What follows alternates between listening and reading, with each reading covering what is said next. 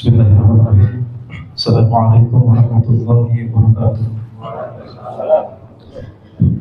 Allahumma salli ala nuril anwar wa sirril asrar wa daliyatil aghyar wa miftahil babil yasar sayyidina wa maulana Muhammadin al-mukhtar wa alihi al-adhar wa ashabil ahyar adada ni'amillahi wa iftarihi amma ba'd.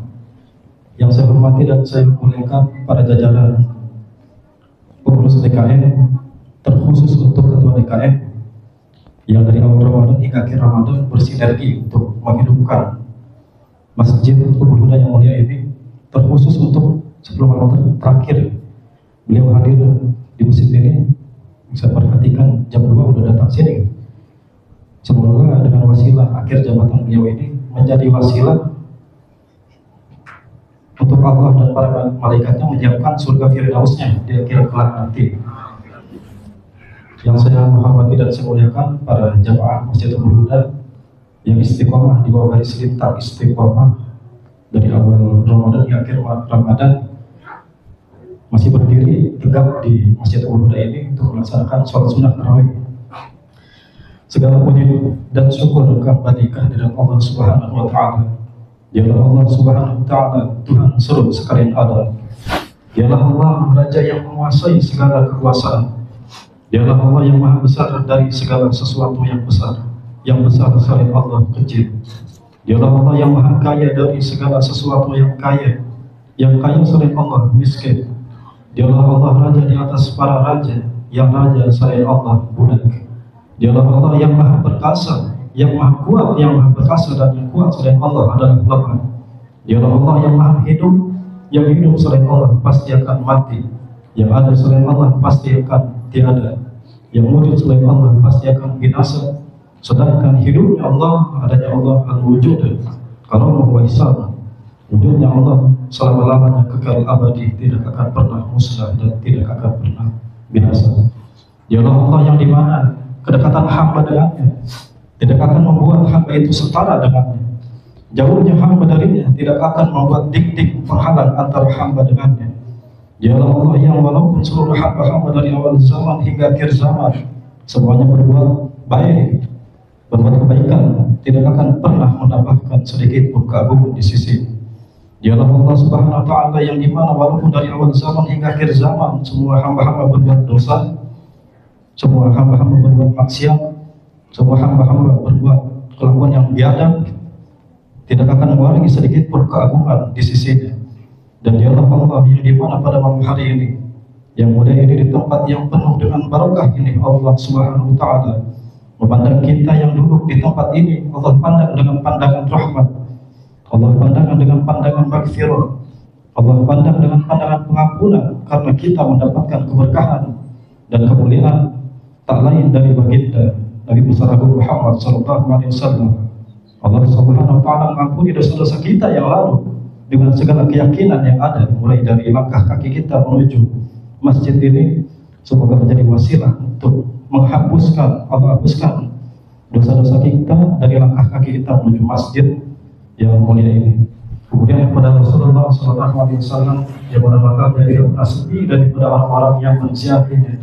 Semoga salawat dan salam selalu tercurahkan kepada kehadiran Nabi besar Muhammad sallallahu alaihi wasallam hatta yaumil akhir nanti. Man lam yakun syaikhu fa syaikhu syaitan. Barang siapa yang tidak mempunyai guru, maka gurunya adalah setan. Dan banyak sekarang yang gurunya setan. Maka dari itu kita harus memiliki guru, tapi ada tawaran, ada solusi. Kebanyakan dari kita kan kerja segala macam. Guru-gurunya udah mana tahu. Guru-guru yang kecil, yang di pondok, yang di sekolah, segala macam udah nggak ada itu. Kalau kita mungkin udah kerja. Bahkan kita lihat dari YouTube udah kece. Jadi ada solusi tawaran kalau udah nggak punya guru. Maksudnya kalau nggak punya guru gimana gitu. Al-ikthar minas salah wassalam ala nabi syaikhu man syaikhu lahu. Banyak membaca salawat kepada Nabi bisa menjadi guru spiritual tersembunyi bagi orang-orang yang nggak punya guru gitu. Jadi banyakin baca salawat sama Nabi supaya apa? Nabi itu nggak mati, Pak. Nabi itu nggak meninggal dengan ruhnya. Nabi itu ada di hadapan kita. Kita sholat membaca tahiyat, assalamualaikum ayyuhan nabi, itu kaful khattab. Dalam bahasa Arab menunjukkan kepada mukhatab yang hadir, bukan yang gaib. Kalau yang gaib itu alaihi, makanya dalam sholat kita baca alaika ayuhan nabi gitu. Nabi itu hadir bersama umatnya di saat kita butuh panduan, di saat kita tenggelam dalam kebingungan, datang ke Nabi sebagai perantara kita menuju Allah, bukan menyembah Nabi. Yaitu bertawassul, memohon dipanjatkan doa, atau lewat orang-orang soleh yang telah gugur di jalan Allah. Syekh Ali Jumu'ah dalam salah satu kitabnya Thariq Ilallah, beliau mengatakan begini, semua ibadah anak cucu Adam itu bainal qabul wal rad, itu antara diterima dan gak diterima. Jadi semua ibadah kita begitu, sedekah, puasa, ngaji dan lain-lain, hadir majelis ta'lim, semua ibadah kita begitu bisa jadi diterima, bisa jadi enggak. Satu-satunya ibadah dalam Islam yang udah pasti diterima, yang udah pasti diterima, jadi orang fasik sekalipun, ya kayak bapak-bapak dulu waktu masih jomblo misalnya, kan ada keyakinan untuk mencari seorang calon istri bagi yang nyari. Beda kan kalau dicari ilmu, kayak berkata kita yakin bahwa Allah mau mengampunin kita nih dengan cara apa? Dengan cara bersalawat. Sampai tukang mabuk sekalipun atau orang fasik. Dan cara bertobat amalannya itu sering atau basahi lisan kita dengan membaca sholawat. Supaya apa? Jadi supaya cahaya Nabi itu selalu hadir bersemayam dalam kalbu kita, dalam hati kita yang selalu mengingatnya. Kemudian Allah itu sangat maha besar.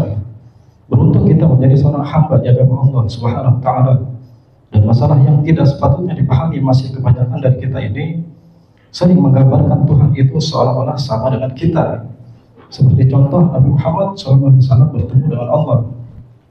Terbayanglah di kepala kita seperti saya bertemu dengan para jamaah gini. Karena kita makhluk dan suka terjebak di dalam ide-ide kemakhlukan itu.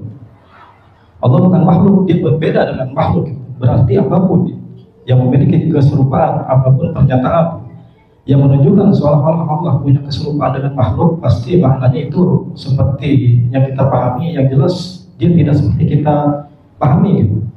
Kalau ketemu berhadapan-hadapan, kalau bicara itu dengan lisan, banyak anak-anak kecil lah, rata-rata Allah berbicara pasti di bayangannya Allah itu ngomong gitu, kayak kita gitu. Allah berbicara dengan kita bila harfir, Allah itu beda sama kita ya. Beda harf, bila harfir wala sautin wala lughah, tidak terdiri dari huruf, suara maupun bahasa. Dan Al-Quran yang kita terima yang bahasa Arab itu diwahyukan kepada Nabi Muhammad. Allah memberitahu kepada malaikat kepada Nabi Muhammad bahwa Al-Quran bunyinya begini, begini dan begini. Tapi Allahnya waktu mewahyukan ngomong nggak Pak?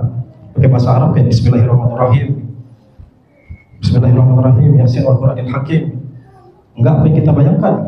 Allah itu enggak berbahasa, enggak bersuara, dan tidak berkarakter. Kan itu semua makhluk. Kayak assalamualaikum ayuhan nabi. Allah ngomong nggak seperti apa yang kita bayangkan. Bukan seperti makhluk. Jadi bicara seperti makhluk dalam arti ada susunan huruf. Bismillahirrahmanirrahim. Huruf sin diucapkan setelah huruf ba. Kayak huruf mim setelah huruf sin, huruf alif setelah huruf mim. Jadi ada keberurutan. Sementara Allah tidak mengalami keberurutan, kebermulaan. Allah itu qadim, tidak bermula, tidak mustahil. Jadi Allah itu mustahil sama dengan makhluk. Laisa kamitslihi syai'un wa huwas sami'ul basir. Allah memberikan rezeki itu ada dua jenis kehidupan kita ya. Allah itu memberikan rezeki ada dua jenis, ada rezeki yang mulia, ada rezeki istidraj. Wa sanastadrijuhum min haitsu la ya'lamun. Orang-orang yang mendapatkan rezeki yang mulia itu hatinya bersih Pak.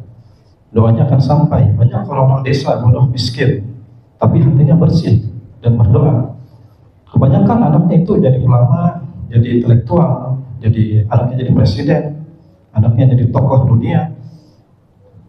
Sementara yang sudah pintar tadi anaknya kebanyakan kena narkoba dan itu. Jadi kebersihan melahirkan kebesaran, tetapi kebesaran yang tidak bertanggung jawab itu akan memukul dirinya sendiri. Kurang lebihnya itu saja yang dapat saya sampaikan dengan segala kesalahan dan kekurangan khilafat pada malam hari ini. Minal aidin wal faidin, taqabbalallahu minna wa minkum, syamala wa syamakum. Assalamualaikum warahmatullahi wabarakatuh.